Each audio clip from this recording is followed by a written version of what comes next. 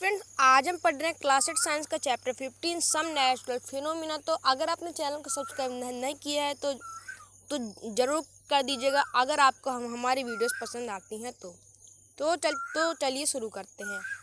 तो फ्रेंड्स, हम देखते हैं सबसे पहले इंट्रोडक्शन।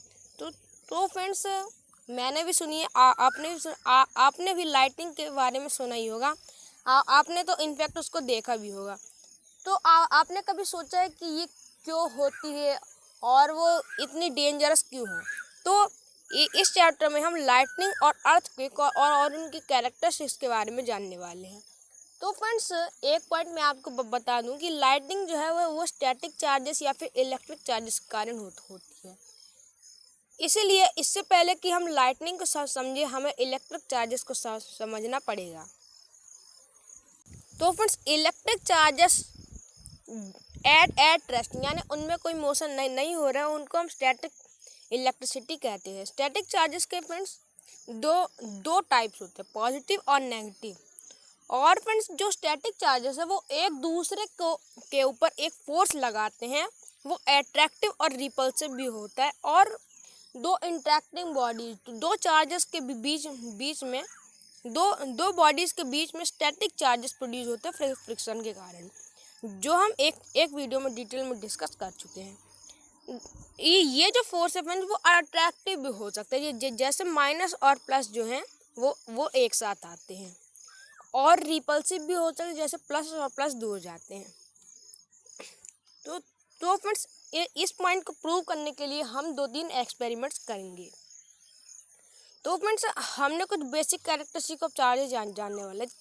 चलिए इसको एक्सपेरिमेंट से करके देखते हैं। सबसे पहले है कि आपको अपने हेयर को एक कॉम्ब यानी कंघी से रब कर लेना है।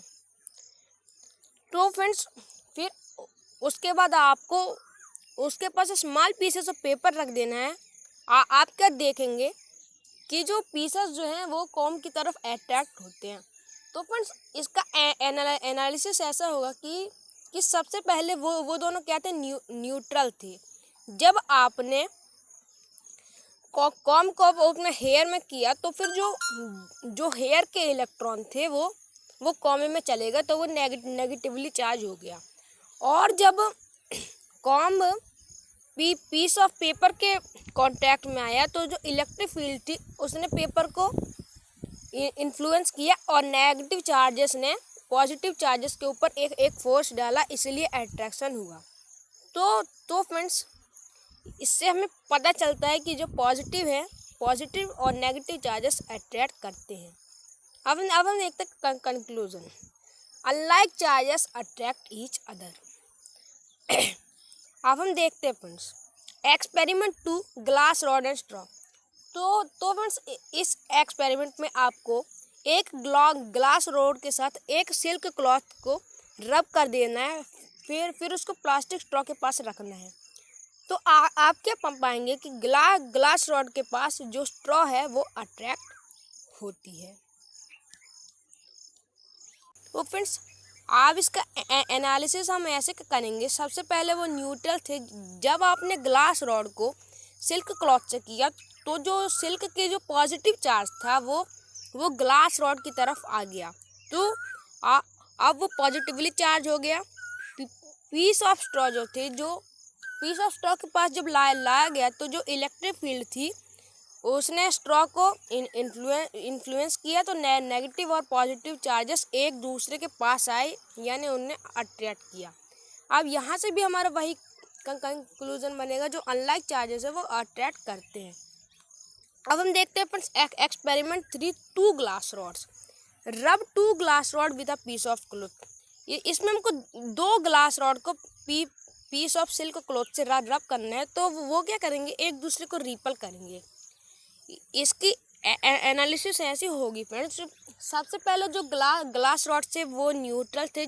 जब हमने दोनों पीस को सिल्क क्लॉथ के साथ रब किया तो दोनों ही पॉजिटिवली चार्ज हो गए। जब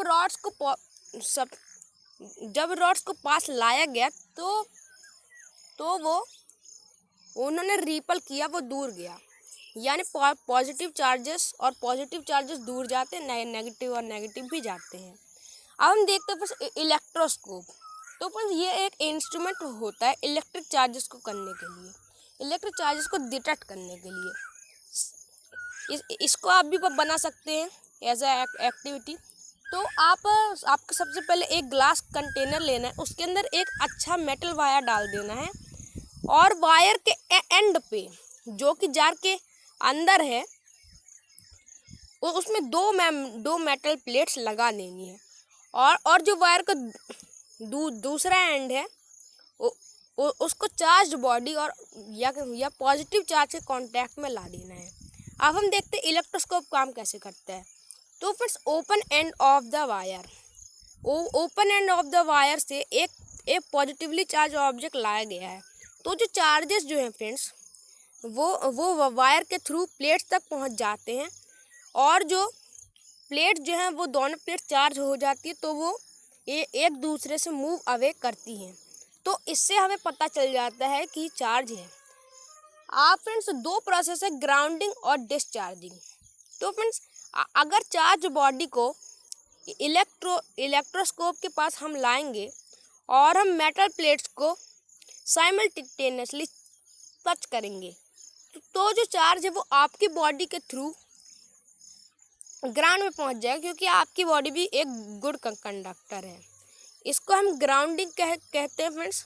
तो अब जो चार्जेस है उनमें कोई चार्ज नहीं है, इसीलिए वो डिस्चार्ज हो चुके हैं ग्राउंडिंग के कारण। अब हम देखते हैं फ्रेंड्स लाइटनिंग। तो फ्रेंड्स अब हमने चार्जेस और उसकी प्रॉपर्टीज़ के बारे में जान लिया। अब हम देखते हैं फ्रेंड्स प्रोसेस क्या है। सबसे पहले जब बारिश होती है फ्रेंड्स तो जो एयर करंट्स है वो ऊपर की तरफ जाते हैं और जो वाटर ड्रॉपलेट जो है रेन के फॉर्म में नीचे गिरती हैं। तो जो ग्राउंड जो है फ्रेंड्स मान लीजिए ये ग्राउंड है, तो वो जो है पॉजिटिव चार्जेस जो हैं वो प्लस प्लस प्लस प्लस यहीं हो जाते हैं। ऐसे जो मैग्नीट्यूड जो है वो बढ़ता जाता है पानी जब गिरता जाता है। इस सर्कमस्टेंस पे फ्रेंड जो एयर जो है वो करंट के प्रति अपना रेजिस्टेंस प्रतिरोधक क्षमता, मतलब जब वो करंट को कंडक्ट नहीं कर रही थी अब वो कंडक्ट करने लगती है। तो फ्रेंड्स प्रोसेस ऐसे आगे बढ़ता है, जब एयर कंडक्ट करने लगती है तो जो ग्राउंड के पॉजिटिव चार्जेस जो हैं वो नेगेटिव चार्जेस के साथ मिलते हैं, तो इससे एक इलेक्ट्रिक डिस्चार्ज होता है जिसको हम लाइटनिंग कहते हैं। होप आपको लाइटनिंग समझ में आ गई होगी। अगर नहीं समझ में आई तो वीडियो को फिर से देख लीजिएगा। तो friends the process of electric discharge can occur to between clouds and earth. तो फ्रेंड्स पॉजिटिव और नेगेटिव चार्जेस दो क्लाउड्स के बीच में भी हो सकते हैं, जैसे आपको यहाँ पर दिखाया गया है। तो हम तो प्लस और माइनस चार्जेस के इंट्रैक्शन की बात कर रहे हैं, तो वो कहीं भी हो सकता है। अब हम देखते हैं फ्रेंड्स सेफ्टी ड्यूरिंग लाइटनिंग। तो फ्रेंड्स लाइटनिंग के दौरान हमको क्या क्या करना है कि एक सेफ प्लेस पर चले जाना है। लाइटनिंग जो है फ्रेंड्स उससे पहले एक थंडर होता है जिससे पता चले लाइटनिंग होने वाली है। और a house or a building or a car with closed windows is a safe place। तो फ्रेंड्स हमें किसी प्लेस को जो नहीं करना है तो हमें ग्राउंड को स्क्वाट कर देना है। स्क्वाट वो वहीं पे छिप जाना है और शॉर्टर ट्रीज के अंडर है, उसके नीचे भी छुप सकते हैं। और फिर लाइटनिंग के दौरान हमें कोई भी ओपन प्लेस से सेफ नहीं है, तो हमें ओपन फील्ड और ओपन टेरेसेस अवॉइड करना है, ओपन व्हीकल्स भी अवॉइड करना है और टाल ट्रीज और टाल बिल्डिंग्स के नीचे खड़ा नहीं होना है। और हमें अम्ब्रेला भी कैरी नहीं करना है और हमें नीचे लेटना नहीं है। और हमें बाथिंग भी अवॉइड करनी है, क्योंकि जो इलेक्ट्रिक चार्जेस जो हैं वो हमारी बॉडीज के थ्रू भी जा सकते हैं। और हमें मेटल वायर जो अच्छे कंडक्टर्स हैं उनसे भी दूरी बना के रखनी है। अब हम देखते हैं फ्रेंड्स लाइटनिंग कंडक्टर। तो फ्रेंड्स ये बिल्डिंग में लगाया जाता है इफेक्ट ऑफ लाइटनिंग को रोकने के लिए। जैसा आपको दिख रहा होगा कि जो मेटालिक रोड जो है वो पूरी बिल्डिंग के नीचे लगा दी जाती है और उसकी जो ऊपर का हिस्सा है वो बिल्कुल छत पर रहता है और जो दूसरा एंड जो रहता है वो बिल्कुल नीचे रहता है। तो जब लाइटनिंग आती है तो यहाँ से एक डायरेक्ट पाथ बन जाता है उसके लिए, इसीलिए कोई भी इफेक्ट नहीं पड़ता है। अब हम देखते हैं दूसरी नेचुरल कैलामिटी के बारे में, अर्थक्वेक्स। तो फ्रेंड्स अर्थक्वेक जो है वो अर्थ की शेकिंग को हम अर्थक्वेक कहते हैं। इससे ह्यूमन लाइफ और प्रॉपर्टी को बहुत सारा खतरा होता है। अब हम देखते हैं friends causes of an earthquake. तो फ्रेंड्स जो अर्थ का सरफेस है, आपने जियोग्राफी में मैं पढ़ा होगा, ये इस डायग्राम से आप फैमिलियर होंगे। तो फ्रेंड्स वो जो है छोटी छोटी प्लेट से बना होता है और वो ऑलवेज मोशन करती है। जब कोई प्लेट्स एक दूसरे के ऊपर स्लाइड करती है या फिर एक दूसरे को पर रब करती है तो उससे अर्थक्वेक आता है। और फ्रेंड्स अर्थक्वेक को मेजर करने के लिए एक डिवाइस यूज किया जाता है जिसको हम सेस्मोग्राफ कहते हैं, जो कि अर्थक्वेक में जो सरफेस ऑफ अर्थ है वो सेस्मिक वेव प्रोड्यूस करता है। ये जो है ग्राउंड के मूवमेंट को रिकॉर्ड करता है। और फ्रेंड्स वो सबसे नीचे की सतह पे बेड रॉक पे लगा दिया जाता है और वो अर्थक्वेक का स्टेबल रहता है। और फिर सेस्मोग्राफ को स्टेबल रखने के लिए एक बहुत ही हैवी वेट वहाँ पर लगा दिया जाता है और फिर उसमें फैन भी होता है और पेंडुलम भी होता है। और फिर जब ग्राउंड शेक करता है तो जो पेंडुलम है वो भी शेक करता है और उससे जो फैन लिखा रहता है वो ऐसे एक रोलिंग ड्रम रहता है जिसके ऊपर पेपर लगा होता है, तो वो उसमें लिखने लगता है। तो जो जितना बड़ा अर्थक्वेक होता है उतना बड़ा लिखता है। तो फिर हम रिक्टर स्केल में नापते हैं, ये ध्यान रख लीजिएगा। देखिए यहाँ से सपोर्ट दिया गया, यहाँ पर मैग्नेट है और यहाँ पे रोटेटिंग ड्रम है और ये ग्राउंड है।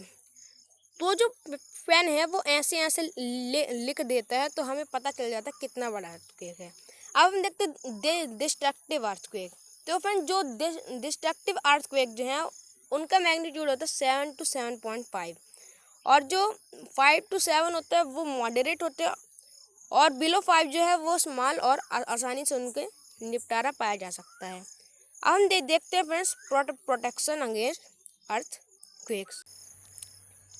तो अपने सेस्मिक एरियाज में उनको क्वेक सेफ बनाया जाता है। तो इसमें अर्थक्वेक के दौरान फायर भी हो सकते हैं, इसे फायर मेजर्स रखे जाते हैं। मड जो है वो हैवी कंस्ट्रक्शन मटेरियल्स जो सीमेंट वगैरह उससे ज़्यादा प्रेफर किया जाता है। रूफ को लाइट रखा जाता है जिससे अगर रूफ गिर भी जाए तो ज़्यादा घर वालों को नुकसान ना हो। और जो कप बोर्ड जो है वो वाल में फिक्स किए गए हों जिससे वो जल्दी गिरे ही नहीं। इसीलिए जो फोटो फ्रेम जो है वो क्लॉक जो है वो अदर डिज़ाइन आर्टिकल हैं उनको हैंग नहीं किया जाता है ताकि वो दूसरों लोगों पर गिरे ना, और वो हैवी और टॉल ऑब्जेक्ट्स के नीचे आपको खड़ा नहीं होना है। अब हम देखते हैं फ्रेंड्स सेस्मिक रीजन्स कौन से हैं। तो फ्रेंड्स अर्थक्वेक जहाँ पर कॉमन होता है, बहुत ज़्यादा आते रहता है, तो उसको हम सेस्मिक या फिर फॉल्ट जोन्स कहते हैं। हमारे देश में भी एक कश्मीर, भुज, वेस्टर्न सेंट्रल हिमालयस जो कि north east run of Kutch और राजस्थान और नेपाल में भी। तो बस मैं आपको कुछ रिसेंट अर्थक्वेक के बारे में बताता हूँ। 2015 नेपाल 8.8 और some part of north eastern India. 2014 China 6.2, 2013 7.7, 2012 8.6, 2010 8.8 Haiti, 2012 फिर फिलीपींस 2005, इंडिया 8.6। तो फ्रेंड्स आज के लिए बस इतना ही। अपडेट्स के लिए हमारे चैनल को सब्सक्राइब कर दीजिएगा और वीडियो को लाइक कर दीजिएगा। Thank you very much. Keep learning with Abhinav.